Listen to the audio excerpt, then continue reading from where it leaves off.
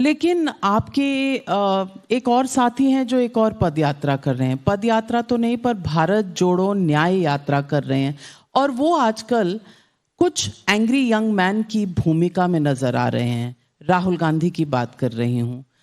भारत जोड़ो न्याय यात्रा, विच इज द भारत जोड़ो यात्रा 2.0, जो उनकी चल रही है, इसको आप कैसे देखते हैं? और इस यात्रा, पहली यात्रा के बाद तेलंगाना में उन्हें जीत मिली, कर्नाटक में जीत मिली, इस यात्रा के बाद how do you see Rahul Gandhi in this election season?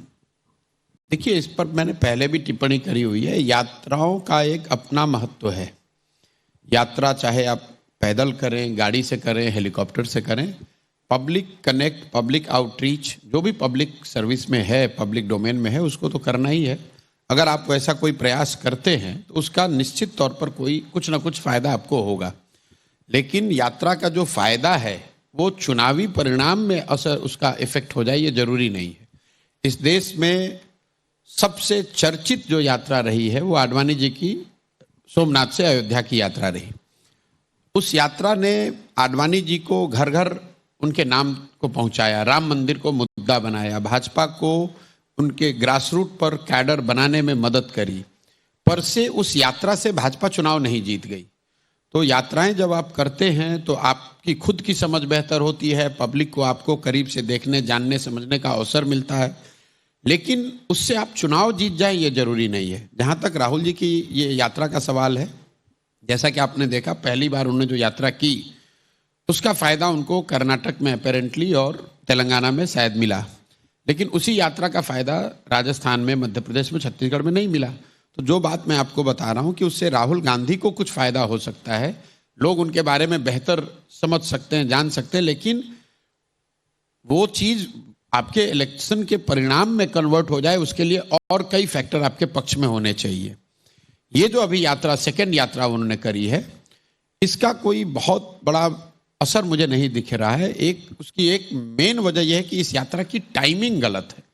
मैं पहला आदमी हूं जिसने ये पब्लिकली आज से महीने भर पहले शुरू किया कि जिस किसी ने भी इनको सुझाव दिया है इस यात्रा को करने के लिए, तो यात्रा की मेरिट, फॉर्मेट, इम्पैक्ट को छोड़ दीजिए, शेयर टाइमिंग जो है वो गलत है। इसलिए गलत है कि आप यात्रा कर रहे हैं कांग्रेस के लीडर के तौर पर, और इसी बीच में आपने इंडिया अलायंस भी बनाया। तो इंडिया अलायंस का अगर यात्रा होता तो इंडिया अलायंस के सारे कॉन्स्टिट्यूएंसीज के पार्टिसिपेंट होते, वो है नहीं। और यात्रा आप कर रहे हैं कांग्रेस के लीडर के तौर पे, और आप इंडिया अलायंस के की कंपोनेंट के एक तरह से कर्णधार हैं, कैटलिस्ट हैं। तो ये तो ऐसे हो गया कि आप मल्टी कंट्री आर्मी को लीड कर रहे हैं, और जब लड़ाई का समय आया तो जो मल्टी कंट्री आर्मी है उसका जो कमांडर इन चीफ है वही हेडक्वार्टर को छोड़कर कहीं बाहर है। तो जब उनको हेडक्वार्टर पे होना चाहिए, उनको अलायंसेस फिक्स करने चाहिए, सीटों के निगोशिएशन को तय करना चाहिए, नैरेटिव पे काम करना चाहिए, किनको टिकट मिलेगा इसको तय करना चाहिए, रिसोर्स कहाँ से आएगा इस पर तय करना है। ये ना करके आप मणिपुर में घूम रहे हैं, नागालैंड में घूम रहे हैं, बिहार में घूम रहे हैं। तो मुझे लग रहा है कि स्ट्रेटेजिकली और टैक्टिकली दोनों तरह से ये गलत मूव है, टाइमिंग के हिसाब से। राहुल गांधी कुछ मुद्दे तो उठा रहे हैं। उनका कहना है, एक पत्रकार से उन्होंने पूछा कि आप कौन सी जाति से हैं, आर यू एन ओबीसी, आपका मालिक कौन सी जाति से है, आप दलित के बारे में क्या सोचते हैं, और ना कोई मालिक दलित है, ओबीसी है।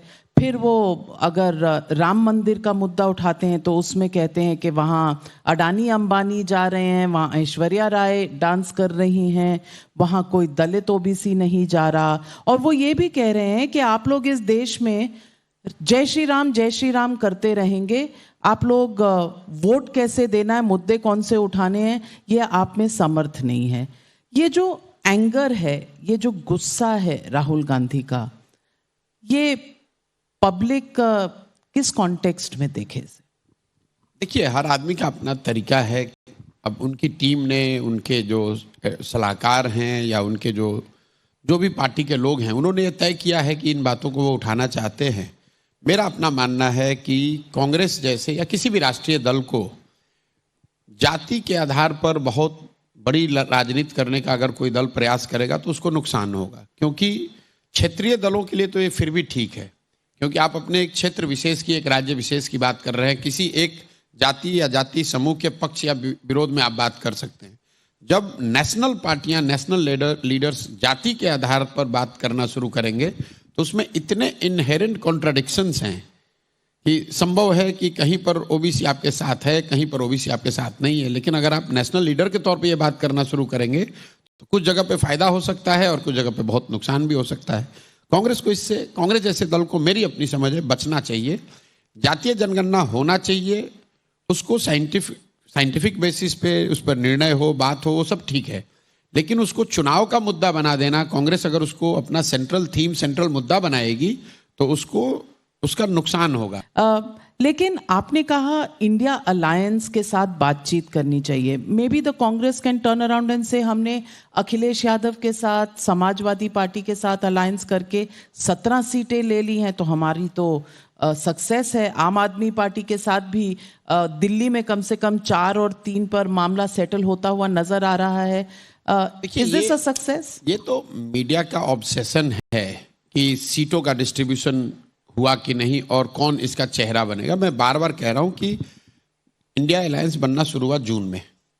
सिर्फ दलों के और नेताओं के एक साथ बैठने से, एक साथ बैठकर चाय पीने से या स्टेटमेंट देने से कि हम लोग साथ में हैं और साथ में चुनाव लड़ना चाहते हैं, या उनके प्रेस वार्ता करने से पब्लिक पे कोई फर्क नहीं पड़ता है। पब्लिक पे फर्क तो तब पड़ेगा जब उस अलायंस का कोई नैरेटिव, कोई एजेंडा सामने आएगा जो कि पब्लिक का, जिससे सरोकार हो।